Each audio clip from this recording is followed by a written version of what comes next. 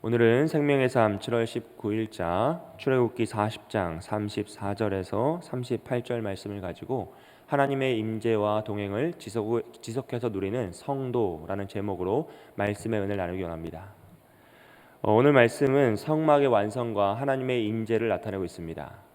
출애굽기 25장부터 시작되었던 성막이 드디어 출애굽기 40장에서 완성되는 모습을 나타내고 있습니다.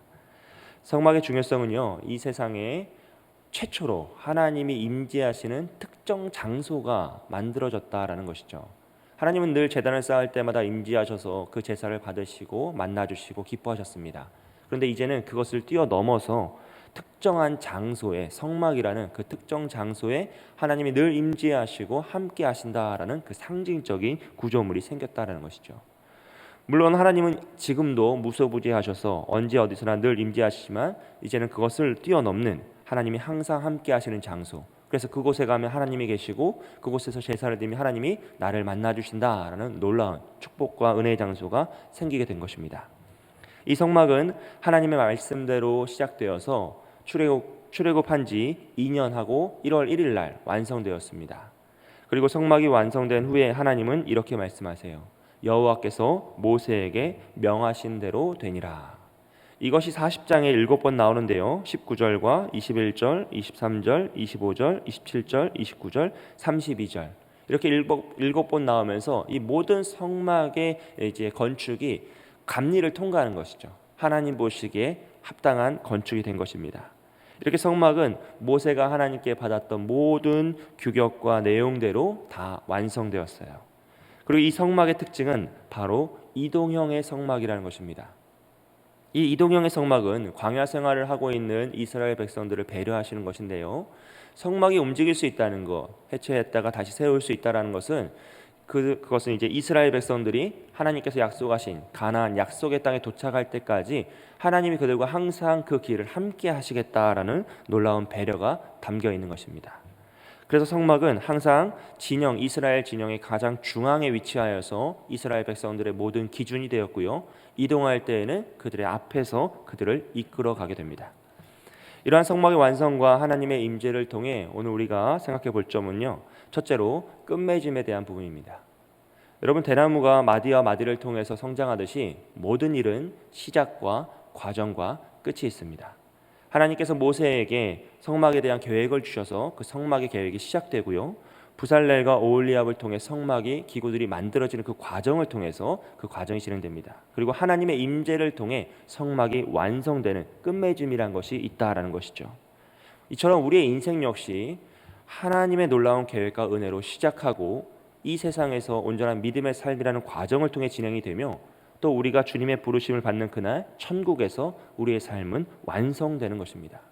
그러므로 우리는 오늘 우리에게 허락된 믿음의 삶에 집중해야 합니다. 마치 부살렐과 오홀리압을 통해서 성막의 기구 하나하나가 하나님의 뜻에 맞게 하나님이 보시기에 합당하게 완성되었던 것처럼 오늘 우리의 믿음의 삶이 하나님의 말씀에 합당하게 하나님 보시기에 아름답게 완성될 수 있도록 그 과정을 우리는 집중하며 노력하고 애쓰고 살아야 한다는 것이죠. 그럴 때 하나님께서는 우리의 인생을 향하여서 여호와께서 명하신 대로 되니라 라고 평가하실 줄 믿습니다. 사랑하는 여러분, 우리는 아무도 그 인생의 시작을 선택할 수 없었습니다. 그것은 하나님의 놀라운 계획과 섭리 안에서 모든 인생은 다 그 시작을 맞이하게 되죠. 하지만 우리는 우리 인생의 과정과 끝을 선택할 수 있습니다. 이 세상에서 하나님을 믿고 온전한 믿음의 삶을 살아가겠노라, 말씀에 순종하겠노라 라는 그 약속의 말씀을 붙잡고 우리의 삶의 과정을 선택하여 나아가면 하나님은 우리에게 구원의 역사로 마침표를 찍게 하시겠다라고 언약으로 약속하셨기 때문입니다. 그러므로 우리는 우리의 삶에 늘 동행하시는 하나님을 붙잡고 이 과정의 삶을 온전히 살아가야 될 줄 믿습니다. 그럴 때 하나님께서는 우리의 인생을 믿음 가운데 완주하게 하실 줄 믿습니다.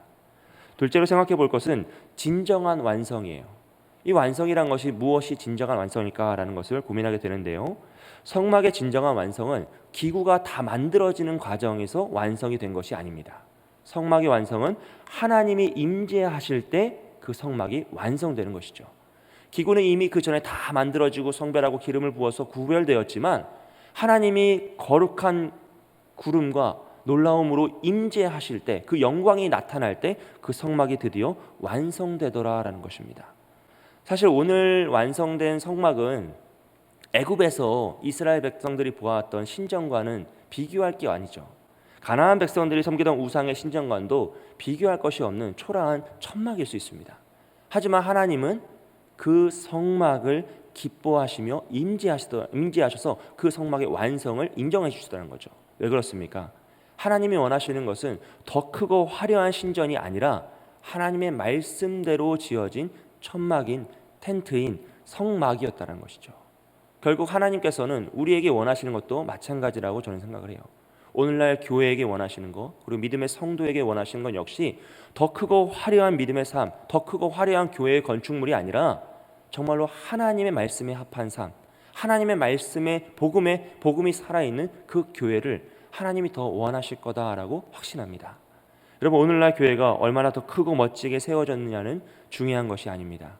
그 교회에 복음의 능력이 있느냐 없느냐가 중요한 것이죠. 아무리 화려하고 클지라도 그 교회 안에 복음의 능력이 없으면 그 교회는 회칠한 무덤이 되는 것이에요.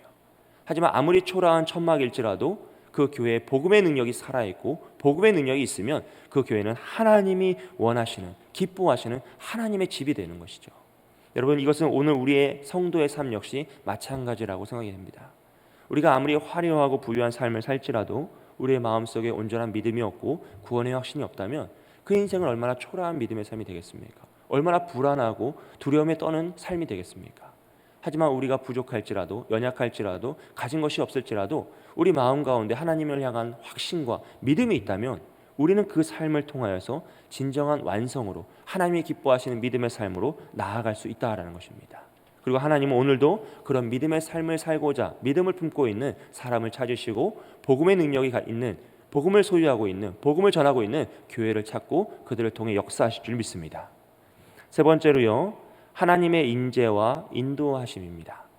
하나님의 임재의 상징인 구름과 영광은 초자연적인 현상이죠. 이것은 놀라운 사건이에요. 이건 자연적으로 갑자기 구름이 모였다가 흩어졌다가 그런 게 아니라 하나님이 광야 생활 40년 동안 이스라엘 백성들과 늘 함께 하심의 상징으로 그 구름 기둥, 구름으로 그들의 햇빛을 가리시고 그들의 길을 인도하시고 밤에는 불 기둥으로 그들을 따뜻하게 하시며 보호하심의 역사가 초자연적인 현상으로 함께했다는 것이죠.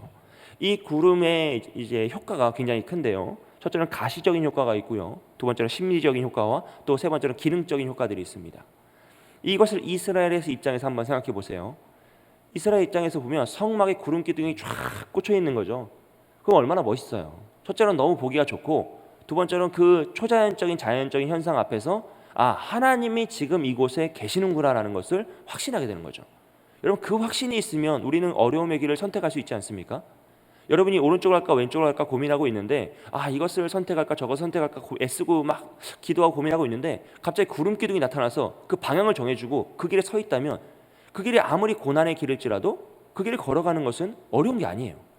우리 안에 제일 어려운 건 이게 맞냐 안 맞냐, 내 욕망과 하나님의 뜻 가운데 이거 선택하는 게 어려운 거지, 정확히 선택되고 그곳에 명확한 기준이 있다면 그 길을 달려가는 것, 좁은 길일지라도 가시밭길일지라도 어려운 게 아니라는 거죠. 그러니까 이스라엘 백성들이 그들의 눈앞에 구름 기둥이 쫙 꽂혀 있다는 것은 너무 마음에 평안을 주는 거예요. 하나님이 이곳에 계시는구나, 우리를 이끄시는구나, 저 길이 고난의 길일지라도 하나님이 나와 함께 하시는구나 라는 것을 확신하게 되고요. 또 그들이 그 마음속에 평안을 누리게 되고 또 실제로 뜨거운 햇볕과 추위로부터 그들을 보호해주는 구름 기둥과 불 기둥이었다는 것이죠. 그럼 반대로 이스라엘 말고 이스라엘을 싫어하는 적들의 눈으로 한번 생각해 보세요. 가나안 백성들, 모압 백성들, 그 광야에서 미디안 백성들, 그들이 이스라엘 백성들을 정탐하러 왔을 때 무엇을 먼저 보게 됩니까? 놀라운 구름을 보게 되죠. 자신들이 평생 한 번도 본 적이 없는 놀라운 구름. 저들의 신은 구름의 신인가 보다. 그래 밤에 왔더니 불기둥이 있어요. 저들의 신은 밤에 익은 불의 신인가 보다 하면서 이해할 수 없는 초자연적인 현상 앞에서 적들은 뭐 하게 됩니까? 두려워하게 됩니다. 자신이 해석할 수 없는 그런 현상, 자신들의 우상이 해줄 수 없는 그런 초자연적인 놀라운, 정말 전능의 하나님이 놀라운 그 보호하심을 보고 정말 놀랄 수밖에 없고요. 두 번째로는 정탐을 할 수가 없어요. 구름으로 저 멀리서 봐도 그 진영을 온전히 파악할 수가 없고, 불기둥 때문에 가까이 갈 수도 없고, 그러니까 실제로는 굉장히 이스라엘 백성들을 보호하는 효과적인 방법이었다라는 것이죠. 만약 오늘 이 시대에도 이런 구름 기둥과 불 기둥이 있다면 얼마나 좋을까요? 저는 출애굽기 읽을 때마다 이런 생각을 하거든요. 그리고 교회 위에 구름 기둥이 그냥 꽉 꽂혀가지고 있고 밤에는 불 기둥 있으면 네온사인 안 비춰도 될 만큼 막 불 기둥이 있다면 여러분 얼마나 교회가 부흥할까요? 믿는 성도들 머리 위에 구름 기둥이 늘 따라다닌다면 얼마나 놀라운 효과가 나타날까요? 여러분 이런 걸 생각해 볼 때마다 참 재밌고 참 신기하긴 하지만 여러분 이 구름 기둥은 굉장히 한시적인 하나님의 도움이었다는 것을 기억하십시오. 만나 역시 마찬가지였고요. 광야에서 있었던 특별한 하나님의 보호하심은 굉장히 한시적인 보호하심과 역사였습니다. 이스라엘 백성들이 가나안 땅에 들어갔을 때부터 구름 기둥과 불 기둥은 사라집니다.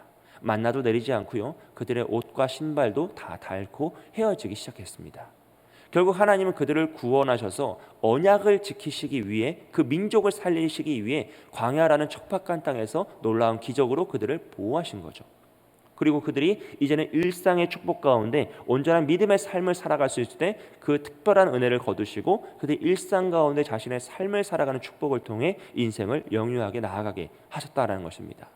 사랑하는 여러분, 오늘 우리에게 구름 기둥과 불 기둥은 있지 않습니다. 하지만 하나님은 늘 함께 하시며 오늘도 우리를 동행하시고 우리를 도우심을 믿습니다.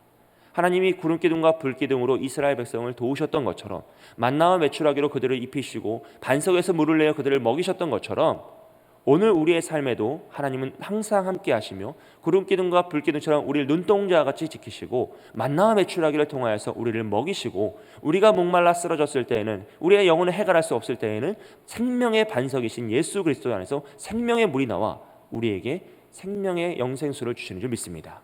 사랑하는 여러분, 그러므로 우리는 오늘 특별한 은사를 구하기보다 우리의 온전한 믿음의 삶을 통하여서 하나님의 임재와 인도하심을 누리며 나아가야 합니다. 그럴 때 하나님께서는 우리의 인생을 가나안 백성들이 있는 그 이스라엘 백성을 가나안 백성이 있는 가나안 땅까지 인도하셨던 것처럼 우리의 삶을 하나님이 계획하신 온전한 구원의 역사로 천국까지 인도하실 줄 믿습니다. 오직 하나님만을 의지하고 하나님의 인도하심을 신뢰하며 하나님의 임재 가운데 이 모든 축복의 삶을 누리시기를 주님의 이름으로 축복드립니다. 함께 기도하겠습니다.